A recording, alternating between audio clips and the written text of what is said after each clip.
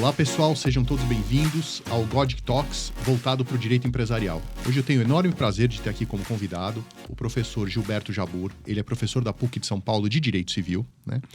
E o motivo de tê-lo convidado é que ele, por ser um exímio civilista, professor há mais de 2 décadas de Direito Civil, a gente vem debatendo questões voltadas, né, para fusões e aquisições, para compra de controle societário, etc., e que muita gente acha que, na essência, é uma operação que é regida pelo direito comercial, né? Mas que, na prática, né, o contrato de compra de participação societária é um contrato que, sob vários aspectos, sob vários vieses, é um contrato que é regido pelo direito civil, né? Então, tenho um grande prazer aqui de ter o Gilberto como convidado do programa de hoje para a gente debater a questão da invalidade ou validade de algumas cláusulas específicas do contrato que é normalmente utilizado para a compra de participação societária.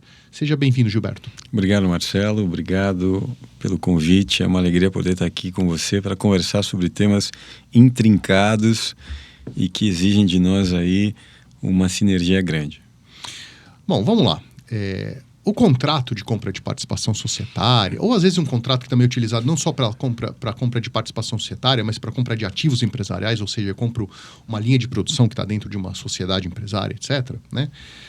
Ele tem uma dinâmica própria, né? Que a gente imita muito o que se faz nos Estados Unidos, né? Ou seja, a gente pega uma minuta de contrato tipicamente utilizada no sistema de common law, né? E que tem a sua lógica própria. Common law tem sua lógica própria, né? A construção do direito inglês e depois, conforme ele foi transposto aí para o território americano, né? É uma lógica de seguir precedentes jurisprudenciais, né? Em que se dá um pouco menos importância ao texto seco da lei positivada e se dá muito mais importância para a própria jurisprudência. Então, às vezes, a construção do direito, né, ela acaba se dando de uma maneira muito diferente do que a gente viu no Brasil, que basicamente é um direito positivado e que vai sendo adaptado pela jurisprudência conforme o tempo vai passando. Então, no common law, a construção do direito se dá nos tribunais, né? E esses contratos que são normalmente utilizados, e vamos focar especificamente na compra de participação societária, né, falar no tal do SPA, o Share Purchase Agreement, né, e que ele tem algumas cláusulas que elas ensejam uma grande discussão, tanto doutrinária quanto prática, né? Se essas cláusulas elas acabam tendo validade ou não de acordo com o nosso direito, né? E a gente tem opiniões que são bastante divergentes. E por isso que eu pedi para o Gilberto, que além de ser colega professor lá no Cell Law School, né? A gente já debate esse assunto há algum tempo, né? Então a gente resolveu fazer esse episódio do Godic Talks justamente para debater algumas questões que normalmente são bastante controversas aí. E a gente tem opiniões, como eu já antecipei, bastante divergentes, né? Então nós vamos falar hoje sobre a invalidade, em primeiro lugar, né, dos dispositivos que são chamados de pro-sandbagging, né? Então, Gilberto, em primeiro lugar, eu gostaria que você explicasse o que é esse dispositivo pro-sandbagging que normalmente é encontrado numa minuta dessa, que são traduções, adaptações feitas de contratos utilizados nos Estados Unidos, do common law, né? E que é muito comum a gente trazer, inclusive se um profissional de M&A, né, que atua na compra de participação societária, ele deixa de incluir essa cláusula, esse profissional vai ser visto como um mau profissional, porque ele esqueceu, não é que ele esqueceu, às vezes ele não quis utilizar, ou por algum motivo, durante as negociações, a cláusula foi excluída, né? Mas ele vai tentar colocar esse tipo de dispositivo. Então, explica pra gente, em primeiro lugar, o que é esse dispositivo pro-sandbagging, o que é o sandbagging, tá? Bom, agradeço mais uma vez, Marcelo, pelo convite. E de maneira muito simples, a cláusula de pro-sandbagging, ela permite que o comprador, mesmo tendo tomado conhecimento prévio de uma questão que possa implicar um prejuízo, como um passivo, por exemplo, ele possa mais tarde exigir uma indenização ou um abatimento de preço ao assinar o contrato, né? Então a questão é, mesmo tendo conhecimento antecipado, ele pode fazer isso ou não pode fazer isso? O pro-sandbagging diz que sim, que ele não teria obrigação de dar a conhecer antecipadamente, que o silêncio dele não é um silêncio abusivo, não é um silêncio que viola a boa-fé.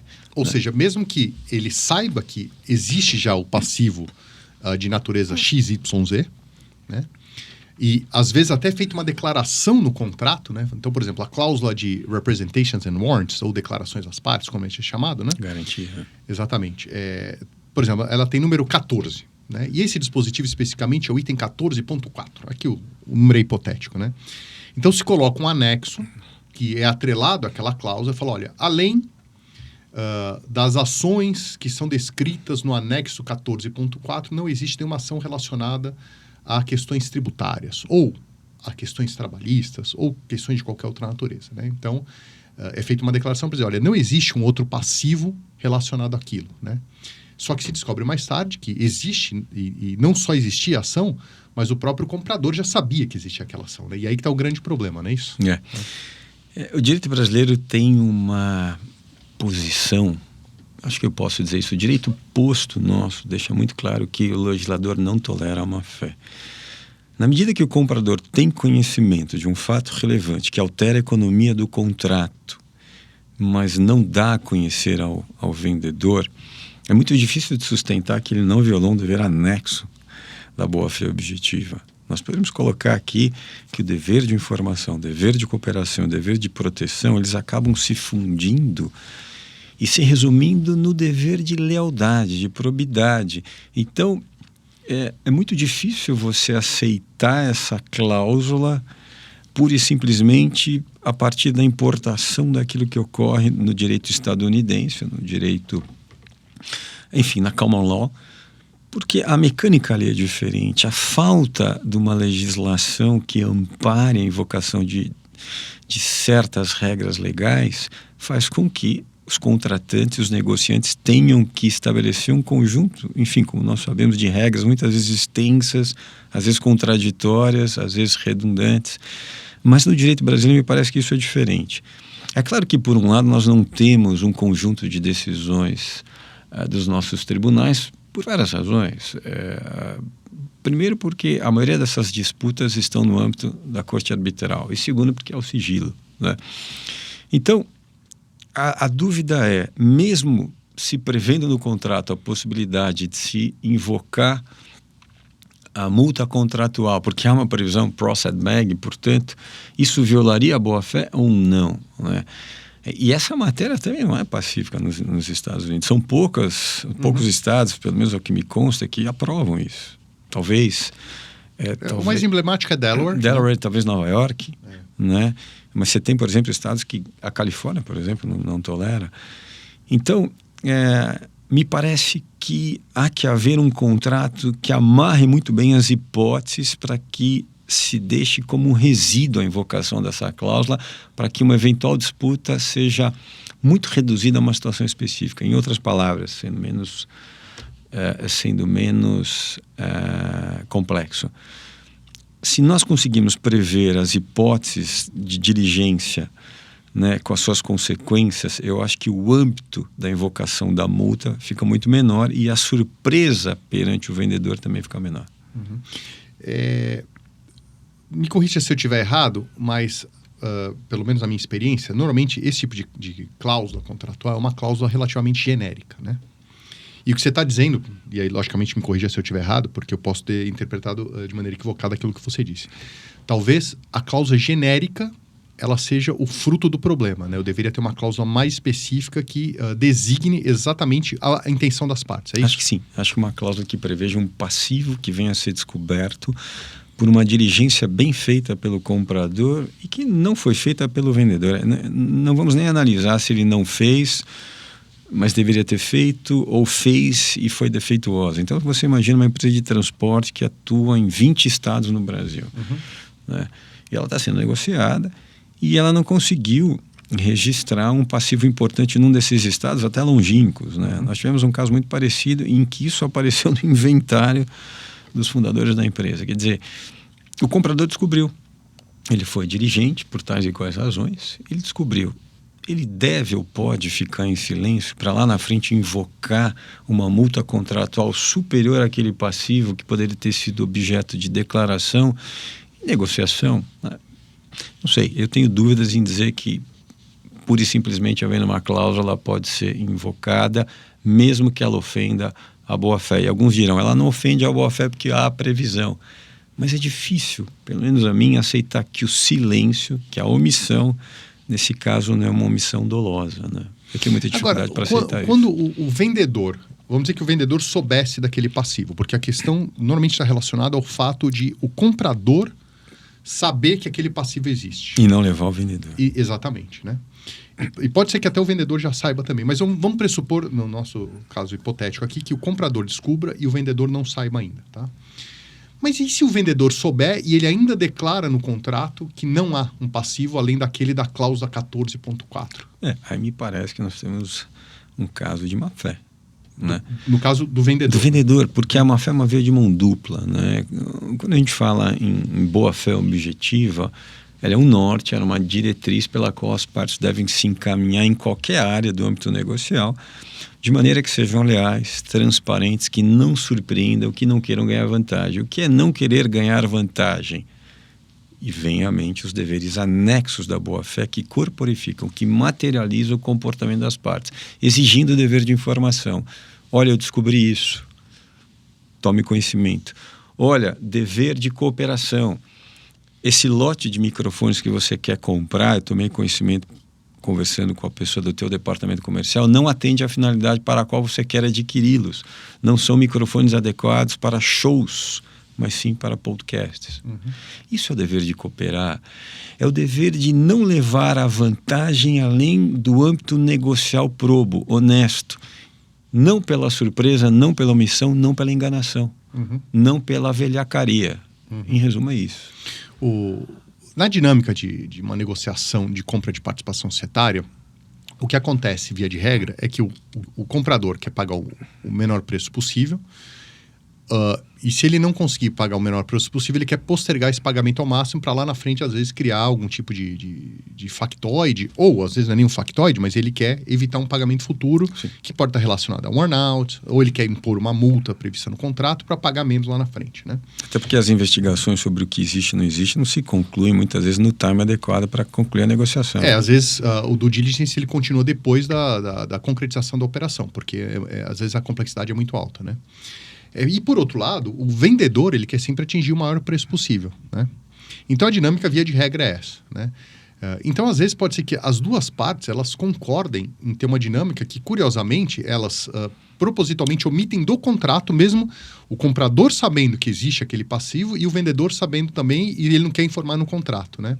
E aí, nesse caso, você tem duas pessoas que elas agem de boa fé com má fé, ou de má fé com boa fé, não sei. É uma situação bastante esdrúxula, na verdade, sim. Né? Você tem aí a omissão de lado a lado, né? Faltou transparência de lado a lado, e aí me lembro daquela parêmia latina, nemo auditur proprium turpitude nem alegans, né? Ninguém pode alegar a própria torpeza e benefício próprio. Eu acho que o que vai salvar aí, na verdade, é a existência ou não de uma cláusula penal. Quer dizer, vai salvar dependendo do lado que envolve. Exatamente. Né? Quer dizer, a cláusula penal é aquela indenização pré-fixada. Não sei se eu posso entrar nisso rapidissimamente. Eu sei que isso é conhecido de todos, mas as partes programam uma indenização que tem critérios. Né? A liberdade ela tem um limite. Quer dizer, você tem um valor negocial que estabelece um teto acima do qual a indenização pré-estabelecida não pode ultrapassar. E mesmo assim a gente sabe que essa indenização ela pode e deverá ser reduzida, e aí tem um advérbio, me parece muito sábio, equitativamente, né? A gente está trabalhando aí com conceitos legais indeterminados propositadamente, que foram embutidos na norma para que o juiz possa, de acordo com aquele seu arbítrio justificado, né, reduzir, com base na natureza do contrato, com base no tempo do contrato, com base no cumprimento já decorrido. Então, me parece que há um mecanismo de proteção, né? Mas, nesse caso, se os dois omitiram, não podem lá na frente invocar. A única possibilidade que me ocorre agora no direito civil que permite a nulificação, a invalidação do contrato em caso de simulação. Né? Se houver uma simulação contratual, né? Não importa se a parte que invoca tenha sido aquela que também colaborou, porque nesse caso o legislador não tolera a inverdade lançada no contrato, né? Ou seja, a falsidade. Se ambas partes declaram uma coisa que na prática não aconteceu, na vida real não aconteceu, isso poderia ser equivalente a uma simulação. Pode, qualquer uma delas pode invocar a invalidade do contrato. Aliás, o juiz pode de ofício ou tomar conhecimento decretar. Você está vendo que a questão ela é complexa, né? E às vezes a gente coloca num contrato desse de maneira tão simplista, né? E não consegue resolver isso, né? Então, talvez, e aí um aconselhamento que vou pedir para você deixar um aconselhamento, né, para o profissional de M&A, né, com base no direito civil, como que você moldaria esse contrato ou até a dinâmica da negociação para tentar fazer o contrato parar de pé, para que um juiz, a hora que ele olhe para aquilo, ele, né, de cara fale, olha, eu tenho um problema enorme aqui. Então, qual que é o aconselhamento que você dá para esse profissional de M&A? O preço tem que estar vinculado a uma diligência feita com muito critério e que, independentemente do tempo de fechamento, que normalmente é um tempo que não pode esperar a conclusão das diligências, né?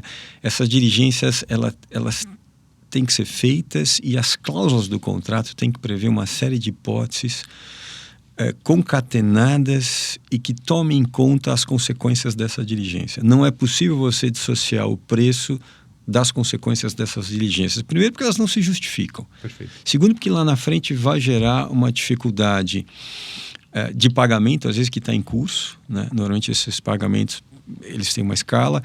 E terceiro, o judiciário ele não gosta de se intrometer, até porque a lei de liberdade contratual diz claramente, né? Há uma intervenção mínima e excepcional no contrato e na revisão dos ajustes contratuais. A economia contratual ela passa a ser vista com muitas reservas entre iguais. Nós estamos falando de iguais. Né? Isso, o 421, com a alteração da lei de 19, a lei de liberdade econômica, deixa muito claro. Então, em resumo, senhores advogados, tomem cuidado e não façam cláusulas genéricas, façam cláusulas precisas que tomem em conta as consequências conhecidas decorrentes das diligências. São passivos, são contingências. Isso deve gerar no futuro uma revisão do valor. Não tem jeito. Se não há uma predisposição para se rever o valor, você vai ficar à mercê de uma disputa arbitral, de uma disputa judicial. E muitas vezes até da prova que acaba sendo produzida durante o processo, né, durante o procedimento. Né? Então, se a prova for mais robusta, pode ser que tenha um ganho de causa. Né? Então, é bom também até, de repente, se documentar, né? Guardar as provas da dinâmica da negociação. Sempre, né? sempre. Isso é muito importante. E eu acho que essa previsão acurada, essa previsão cuidadosa gera um ganha-ganha. Porque no futuro evita disputas que são onerosas. A gente sabe que especialmente aquelas que tramitam no tribunal arbitral, e isso pode muitas vezes servir de empecilho para o negócio, para o desenvolvimento do negócio, para o investimento que se esperava no próprio negócio. Perfeito. Podemos passar para o segundo tópico hoje do nosso episódio? Você sabe que a participação societária normalmente ela se materializa por meio de uma cota de uma limitada ou uma ação de uma sociedade anônima, né? E a gente poderia classificar isso como um bem imóvel, né? E vamos dizer que por algum motivo o escopo da diligência que foi feita ao longo do processo negocial tenha sido um escopo reduzido, ou ele não aconteceu, né? O que não é tão comum. Isso pode ser um pouco mais comum numa companhia aberta, porque em tese toda a informação de uma companhia aberta é pública, então eu poderia confiar cegamente. A gente viu que episódios recentes aí de grandes empresas de varejo, etc., isso parece não ser tão verdade, mas em tese toda a informação é pública, né? E aí o comprador poderia confiar naquela informação. Mas vamos pensar numa companhia não aberta, uma companhia fechada, em que a informação não foi disponibilizada publicamente e que o processo de due diligence acaba se tornando mais importante do que, né, a aquisição de uma companhia aberta, né? E esse ativo, esse bem, que é um bem imóvel, que é a cota ou a ação, no caso, uma ação, nosso exemplo hipotético aqui, né? Por algum motivo não se detectou que a empresa alvo, a sociedade, ela tinha um determinado passivo, né? Por algum motivo, né? O comum no contrato de compra de participação societária é que ele sirva como um instrumento para poder compartilhar risco econômico, né? Porque a gente sabe que, via de regra, o passivo é da sociedade. Então, ela tem um passivo tributário que é dela. Ela tem um passivo trabalhista que é dela. Às vezes, a Justiça do Trabalho aloca, por exemplo, esse passivo trabalhista nos ombros do sócio, né, do acionista. Mas o passivo trabalhista é da sociedade, o tributário é da sociedade e assim por diante, né? Só que a dinâmica de compartilhamento de risco no contrato de M&A, às vezes ela transfere, ou melhor, transfere não, ela cria, né, coloca nos ombros de uma terceira parte, que é o vendedor, que não é a sociedade, uma obrigação, né, de assumir aquele passivo, né? Só que às vezes esse passivo ele pode até ser visto como um vício redibitório, né? Um vício oculto, né? E que a gente sabe que o vício oculto, conforme ele é tratado no Código Civil, ele tem um limite temporal, né? É um limite curto, né? E a dinâmica do contrato acaba sendo de estender prazos, né? Como que você vê essa dinâmica de um contrato que vem do common law, de tentar estender esses prazos, se isso teria validade, invalidade, se você tem algum aconselhamento para tentar mitigar um eventual problema que você visse aí de acordo com o direito brasileiro? É muito interessante porque essas figuras do direito civil, quando são transportadas para a realidade do direito empresarial, elas geram muita reflexão. É claro que nós estamos tratando de um bem móvel, né? O que não é imóvel é móvel, inclusive os semoventes são móveis. E nós temos que ter cuidado porque o prazo de garantia para os defeitos ocultos que tornem a coisa imprópria ou lhe diminuam o valor é de 30 dias. E esse é um prazo decadencial. Por um lado, os prazos decadenciais podem ser convencionados e, portanto, reduzidos pelas partes.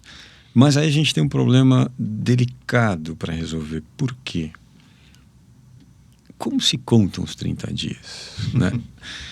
A rigor da celebração do negócio. Os prazos são contados da conclusão do contrato, do aperfeiçoamento do contrato. Ou seja, hoje é dia 27 de dezembro. Sei que não deveria falar em datas aqui, mas só para dar um exemplo hipotético.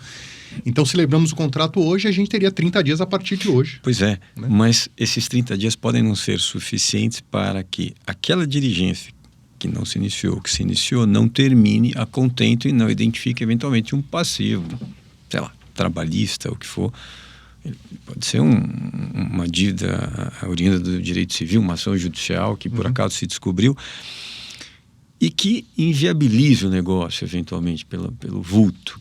E aí? Esses 30 dias prevalece ou não prevalece? Se nós utilizarmos a hipótese, acho que do parágrafo único do 441 ou 442, não me lembro agora, que diz que a depender da natureza do vício, se não for possível identificá-lo no prazo de 30 dias, que é o prazo ordinário, ele pode se estender no caso de bem móvel, que é daquele que nós tratamos, até 180 dias, que aliás não são 6 meses, tá? 180 dias se conta nos dedos. E bem imóvel até, curioso, aí a lei usa 1 ano. Não sei porque o legislador utilizou um critério diverso. Não são 360 dias para imóvel, é 1 ano. Mas enfim. É verdade.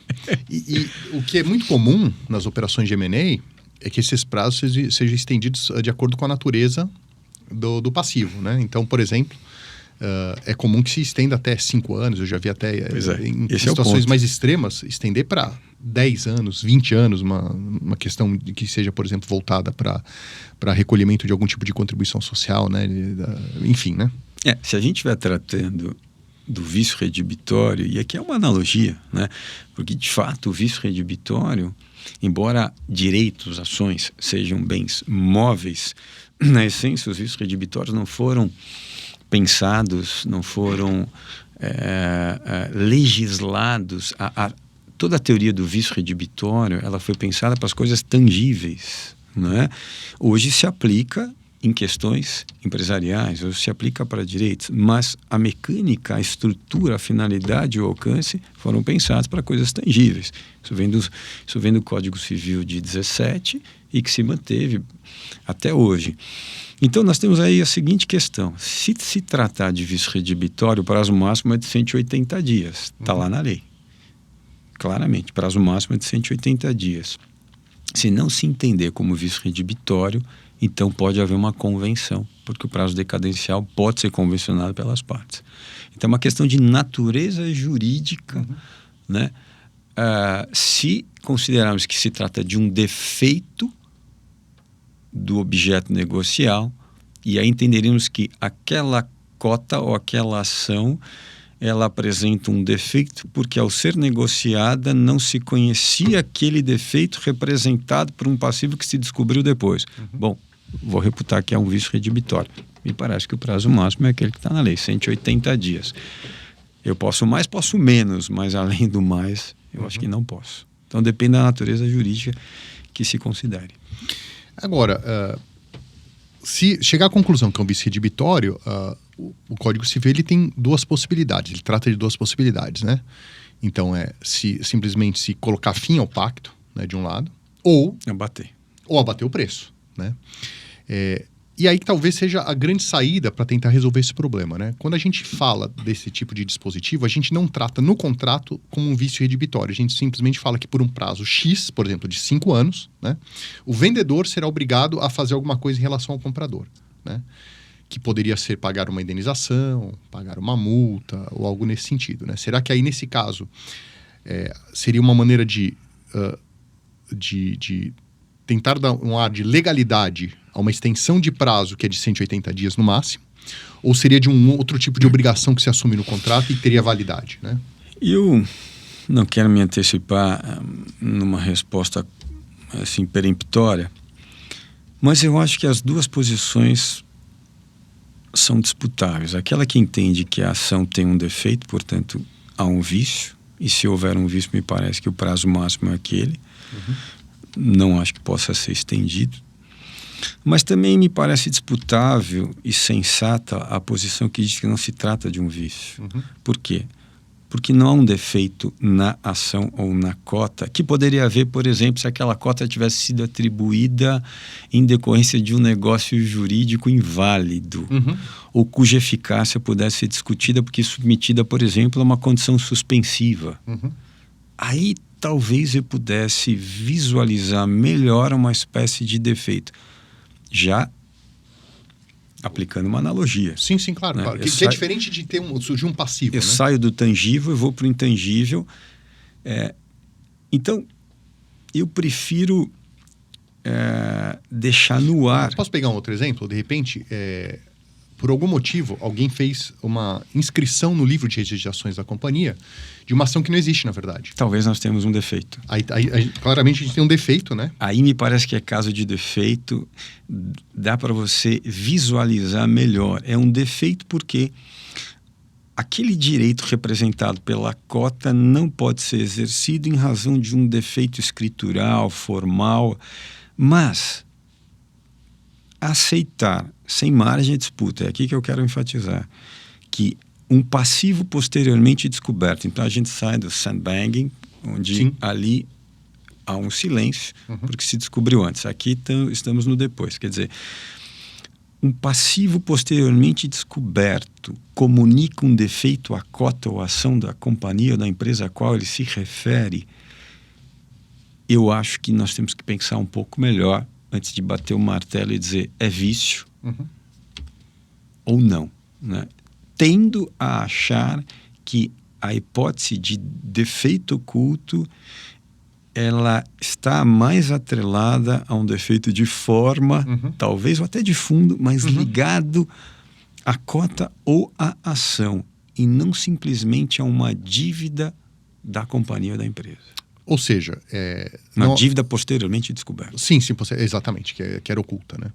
Então não haveria um problema com o bem em si, que é a cota ou a ação, mas, na verdade, uma característica da sociedade que afeta o preço, né? Eu acho que sim. A ocultação da dívida ou do passivo não caracteriza, em princípio, um defeito oculto, né? O oculto aqui não é o oculto ali sempre, né? Claro. Então acho que precisa ser amadurecido esse raciocínio. Não, perfeito.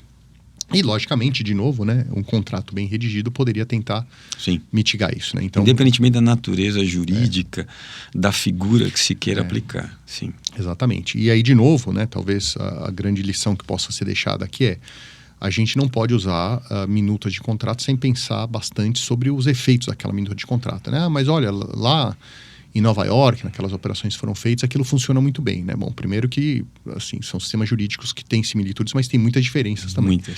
Segundo, que simplesmente usar uma minuta pré-entabulada em outro país, etc., não me parece algo adequado para um advogado que queira atingir um status profissional que seja elevado, vamos assim dizer, né? Então a pessoa deveria realmente pensar naquilo que ela está escrevendo, colocando na linguagem, como a gente fala muito nas operações. A linguagem da cláusula não é muito boa e tal, ou ela é boa, né? Então deveria pensar bastante e ver se tem aqueles efeitos e discutir a exaustão, né? Por isso que essas operações acabam demorando um pouco também, né? Eu acho que sim. A cautela do advogado, nos exemplos que você colocou, eu acho que é o fiel da balança, né? Não vejo problemas de institutos jurídicos, de concepções jurídicas. É claro que pode haver uma discussão se trata de vício redibitório e há um prazo máximo, se não se trata, mas tudo isso poderia ser evitado se houvesse uma cláusula muito bem construída, segundo a qual, em tais e quais hipóteses, as partes prevêem tais consequências, e uma delas, uma cláusula penal. Claro. Existe na teoria econômica, né, alguns estudos que indicam que os contratos são intrinsecamente incompletos. Seria impossível, na prática, eu prever todas as hipóteses. Não obstante isso, eu acho que com a experiência do advogado, ele aos poucos vai construindo uma minuta de contrato que ele usa reiteradamente em operações que possam ser mais adequadas e tentam mitigar esse tipo de risco. Né? Eu acho que sim. A própria lei conta com normas abertas, prevendo justamente uma infinidade de hipóteses que não podem ser apreendidas pelo legislador. Eu me lembro aqui, temos mais um minuto? Temos, até 2. Eu me lembro aqui daquilo que dizia um grande jurista que foi o principal responsável pelo Código Civil francês, o Code du siècle, Jean-Étienne de Marie Portalis, que no discurso preliminar ao Código Civil francês, que desde 1804 está aí, né, claro que com várias reformas, ele dizia o seguinte, e eu recomendo que leiam esse discurso, porque ele é uma aula de como legislar e uma aula de humildade. Ele dizia do alto da sua humildade o seguinte, que ao legislador não cabe tudo prever e prover, porque ele não pode acorrentar a ação dos tempos e também a prática e os costumes. Portanto, ele não pode simplesmente prever tudo aquilo que pode acontecer. E lembrando que o Código Civil francês, por um bom tempo, se tornou praticamente a boca do juiz, né? Então, não se permitia sequer interpretação, né, de alguns dispositivos. Né? Le juge était la bouche de la loi, quer dizer, o juiz era a boca da lei. É o que estava na lei e acabou. Então, independentemente de Portalis ter dito o contrário, né? Mas o que eu quero dizer é o seguinte, quer dizer, há uma técnica legislativa que busca o justo concreto e que estabelece normas abertas justamente para isso. São cláusulas gerais que são criadas justamente porque não se pode a tudo prever e tudo prover. Por exemplo, é o artigo 186, 187, que prevê a indenização em caso de ato ilícito. Quer dizer, quais são as hipóteses de ato ilícito? Inumeráveis. Pois é. Perfeito. E aproveitando a questão das hipóteses de ato ilícito, né, uma outra cláusula que dá bastante discussão nos contratos de M&A é a cláusula de não compete, né, ou seja, uma cláusula que veda, né, o vendedor de competir, né, no futuro, após a venda, né, com o comprador ou a própria sociedade cujo controle ele cede por meio daquela operação. Né? Será que esse tipo de cláusula é válida, é inválida? Você vê que dentro de determinados limites ela poderia ser considerada válida, inválida? E se existe uma diferença entre a venda do controle societário e do controle empresarial? O que eu quero dizer com isso? Vender cotas ou vender o estabelecimento que pertence a uma sociedade cujas cotas não foram vendidas, mas só um estabelecimento? Por exemplo, eu tenho lá a sociedade Supermercados Jabur S.A., que tem uma loja aqui na Vila Olímpia e você quer vender para Supermercados Godic S.A., né? Então você vende só um estabelecimento. Será que existe alguma diferença a respeito disso? Acho que sim, claro. Bom, a gente está falando primeiro de uma obrigação de não fazer, que ao lado das obrigações de fazer e de dar, forma aquela tríade, né, pela qual se movimenta todo o direito obrigacional, que foi unificado no Código de 2003, né, unificando as obrigações comerciais e civis.